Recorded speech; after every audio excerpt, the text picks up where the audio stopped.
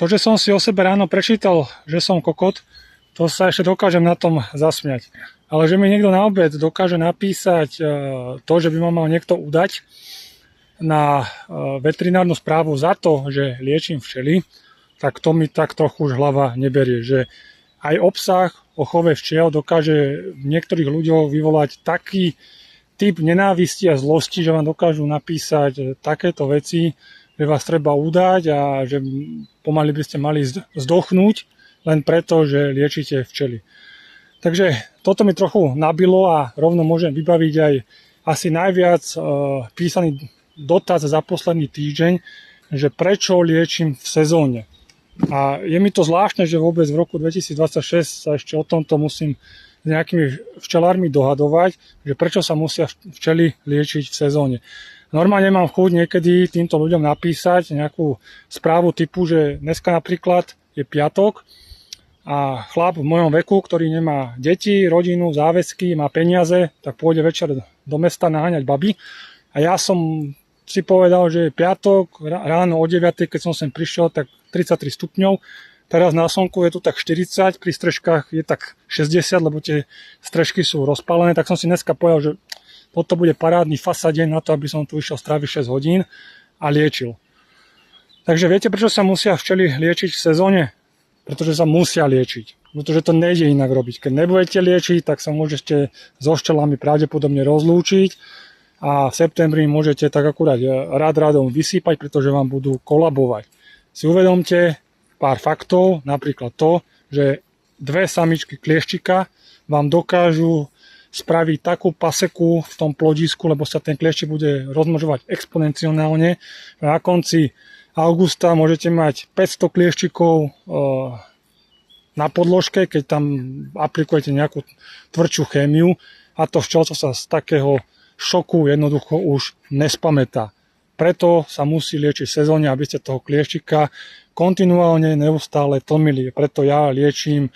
Vychádza to zhruba raz do mesiaca, možno každé 3 týždne v niektorý čas.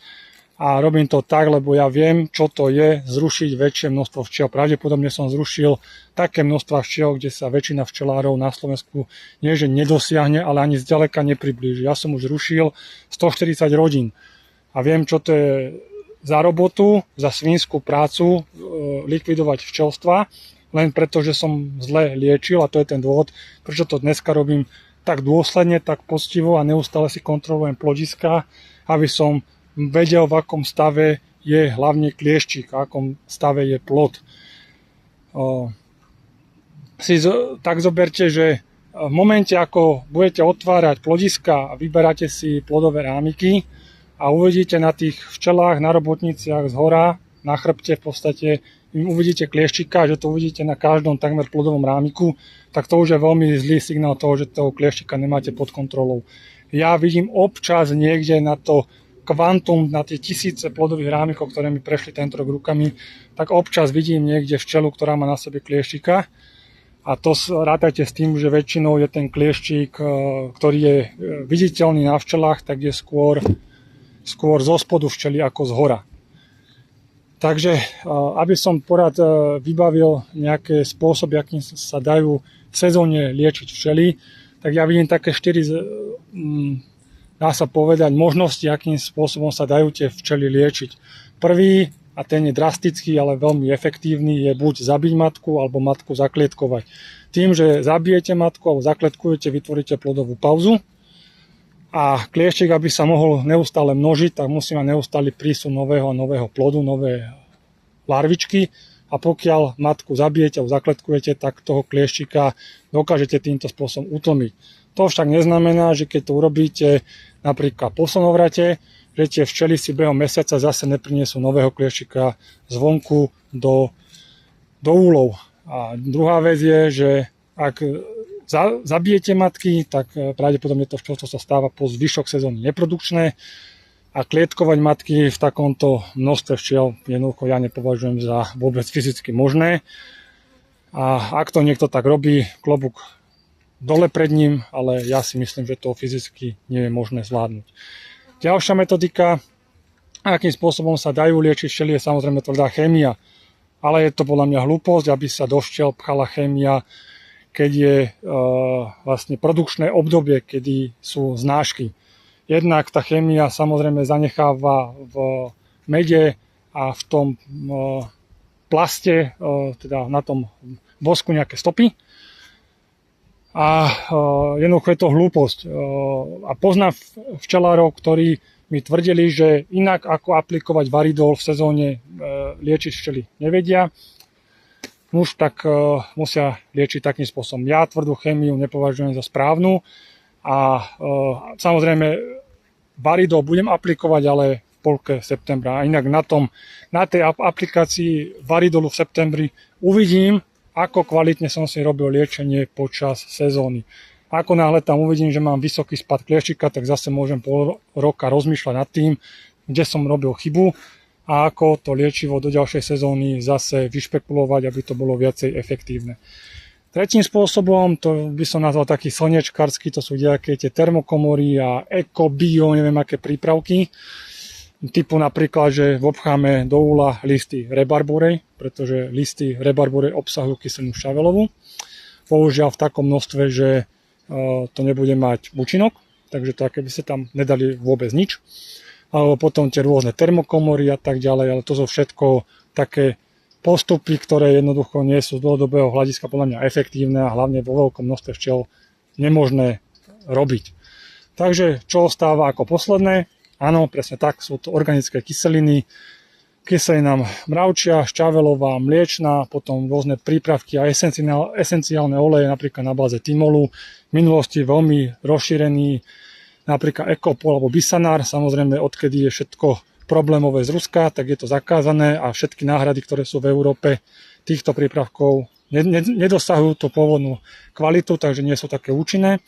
A ešte potom samozrejme viete kúpiť rôzne prípravky priamo vo včelárskych obchodoch. Tým by som povedal jednu zásadnú vec. Väčšina prípravkov, ako napríklad formidolové podložky alebo ďalšie prípravky, ktoré sú na báze kyselín, tak si uvedomte jednu vec, že ten výrobca to vyrába v prvom rade tak, aby neublížil včelám. Čiže je to kompromisný spôsob liečenia, že to zloženie a tá účinná látka je tam v takom množstve, aby to bolo bezpečné aj pre tie veľmi slabé a neprodukčné včelstva. A hádajte, aké včely ako prvé hynú na klieštika. Nie sú to tie, ktoré boli počas sezóny slabé, ale sú to napríklad takéto včely ako týchto prvých 5. Každé jedno prinieslo už v tejto chvíli možno 40 kg medu a každé jedno z týchto 5 dalo odloženca. Toto sú adeptky včely, ktoré ako prvé padnú na klieštika, pretože sú tam výkonné, dobré matky, ktoré veľmi dobre plodujú. A samozrejme klieštikovi sa na takýchto plodiskách darí najlepšie. A tie prípravky, ktoré sú z obchodov, zvyčajne takéto silné produkčné včelstva liečia nedostatočne. Preto sa ja takýmto prípravkom vyhýbam a snažím sa liečenie si miešať sám. No a teraz, čo sa týka tých kyselín samotných, a platí to najmä v prípade kyseliny mravčej, že na to, aby tá kyselina bola účinná, tak musíte vychytať ten moment, ten bod, kedy tie včely tú dávku znesú a keby ste ju prekročili, tak to zabije matky. Musíte sa k tomuto bodu priblížiť a vtedy má tá kyselina účinok. Pokiaľ dávate do úlov kyselinu, ktorá je hlboko pod týmto bodom, bohužiaľ na toho klieštika to nebude mať účinok. Asi uvedomte takú vec, že dáte kyselinu napríklad mravču a niektorí to dávajú napríklad na medník, lebo sú tak leniví, že sa im nechce dávať ten medník preč, takže to aplikujú cez medník. Tak si uvedomte takú vec, že včely vám spravia z medníka ventilátor a tú kyselinu mravčiu vám vyťahajú bokom toho plodiska cez nejakú krajnú uličku von z úla a nemá to absolútne žiadny účinok. Tak fungujú kyseliny. Preto robím napríklad teda kyselinu šťavelovú pokapom, pretože aplikuje sa to do celého plodiska, do každej jednej uličky, vytvorí toto kyslé prostredie a toho klieštika to bude tlmiť. A túto dávku, ktorú som ukazoval v poslednom videu, dávam tento rok 3. krát.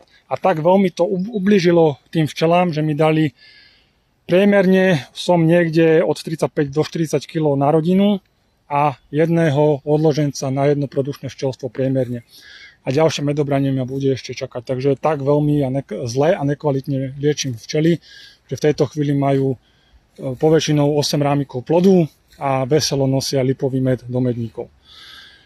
Čiže liečiť včely v sezóne musíte, pretože ak to robiť nebudete, včely vám neprežijú dušičky a od polky septembra začnete mať kolaps, začnete mať rabovky a všetko toto bude mať korene v tom, že ste počas sezóny buď neliečili, alebo ste liečili neefektívne. Ja, keby som bol trochu rozumnejší obchodník, tak vám budem kecať do týchto videí, není treba liečiť, ku včelám stačí raz do mesiaca a tak ďalej. A potom by som takým včelárom v marci predával včelstva nie za 180 €, ale za 300. Chápete, čo chcem tým povedať? Že keď nebudete liečiť, tak vám včely neprežijú. Bodka. A bohužiaľ nás čaká možno jedno storočie také, kedy včelári v Európe budú musieť liečiť, než sa tie včely naučia s tým klieštikom žiť, než sebe objavia ten gén, ktorý majú napríklad včely niekde v Ázii, že dokážu spraviť počas sezóny plodovú pauzu a dokážu si toho klieštika vyriešiť same. Pokiaľ to naše včely takto nezvládajú, dovtedy je to úloha ich majiteľa, aby ich liečil.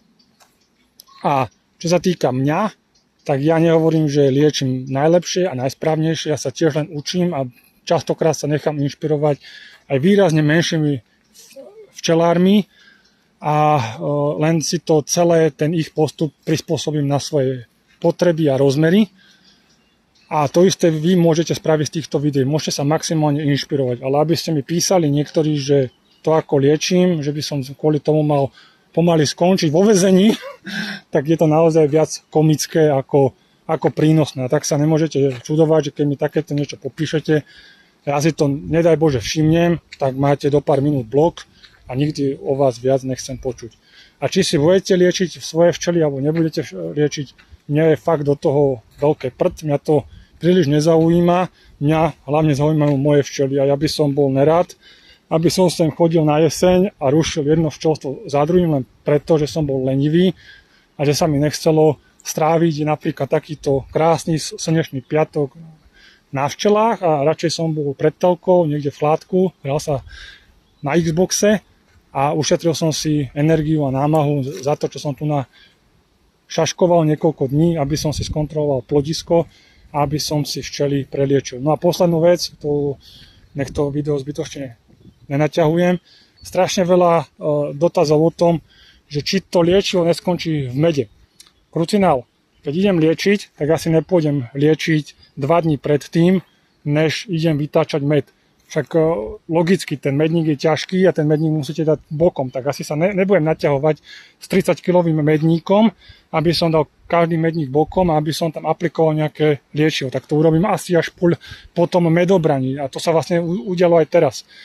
Vytočil sa agát, ten som dotočil prakticky v nedeľu a už v pondelok som začal kontrolovať produkčné včelstva, kontrolovať plodiska a aplikoval som kyselinu šťavelovú.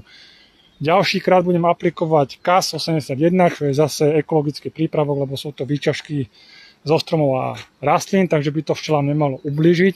A než bude ďalšie medobranie, tak ani tá šťavelová kyselina, ani ten KAS v úli dávno neostane.